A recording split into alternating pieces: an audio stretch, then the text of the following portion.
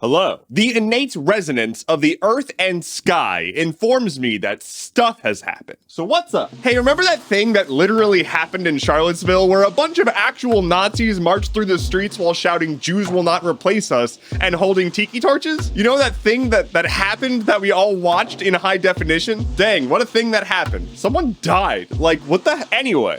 We got them.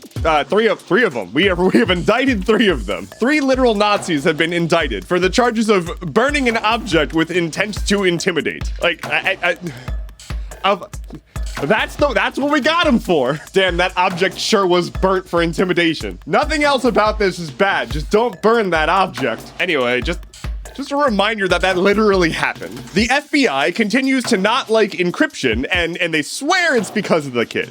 The FBI is going to Meta and other organizations and being like, please stop encrypting stuff end to end, because you won't know how much child abuse is happening. Always use kids as your political pawns. So never mind the very rare fact that these companies are trying to make it so that your data is actually invulnerable to attack to some degree.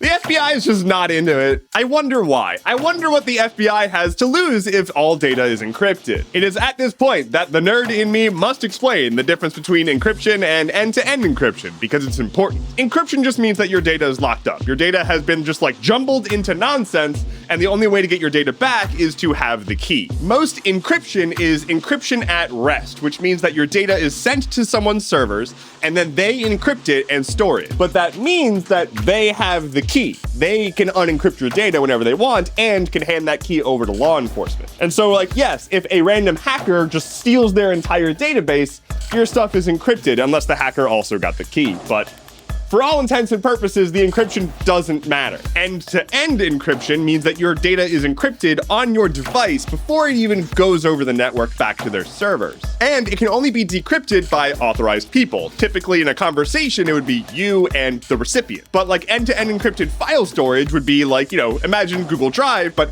all of your stuff gets encrypted before it goes to their servers, and only you can access the files. It's stored on their servers, but there's no way they can access it. This makes it so that when the FBI comes to them and is like, hey, give us your user data, they can't do that. They literally cannot do that. And so the FBI is like, oh, beans. I hope you enjoyed this technical tangent. Blue check marks? Never heard of it. About 20 some odd days after they originally said they would do it, Twitter is finally actually removing blue check marks from legacy verified accounts. So now the only way to get that blue check mark next to your name will be to pay $8 a month if you're a person, or $1,000 a month if you're a business. And if you're a business that needs to verify who your employees are, you have to pay an additional $50 a month per employee for that good check mark. A great way to save money in this situation is to delete the Twitter app and stop using that hell site. It happens to all of us.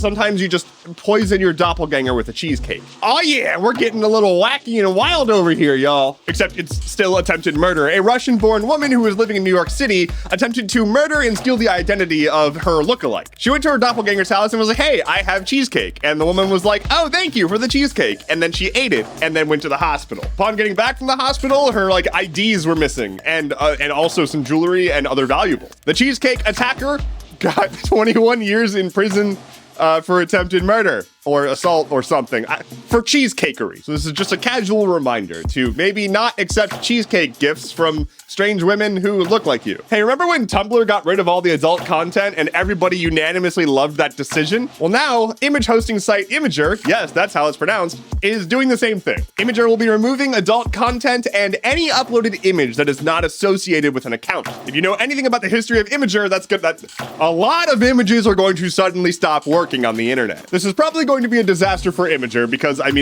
adult content, again, is like 50% of what the uploads are, but Imgur has already gone from pretty okay image hosts to weird just content dump, just bleh. So I'm not personally too worried about it, but also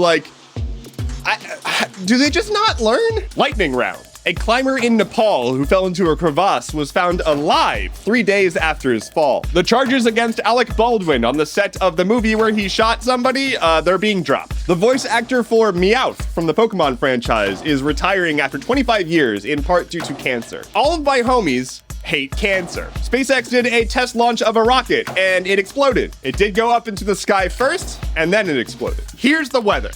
Citing that they want to be paid for AI model training, Reddit is going to start charging for API access, or more API access stuff, and it might impact third-party apps. So if you use a third-party Reddit app, beware. And finally for today, Google has to pay a man $500,000 because they restored a link to search results that linked to a post claiming he was a pedophile. The link had already been ordered to be taken down, and it's essentially defamation. So, lol. That's all I have for you today. Thank you so much for watching. Please like, comment, subscribe, share, and cast a spell summoning many weasels.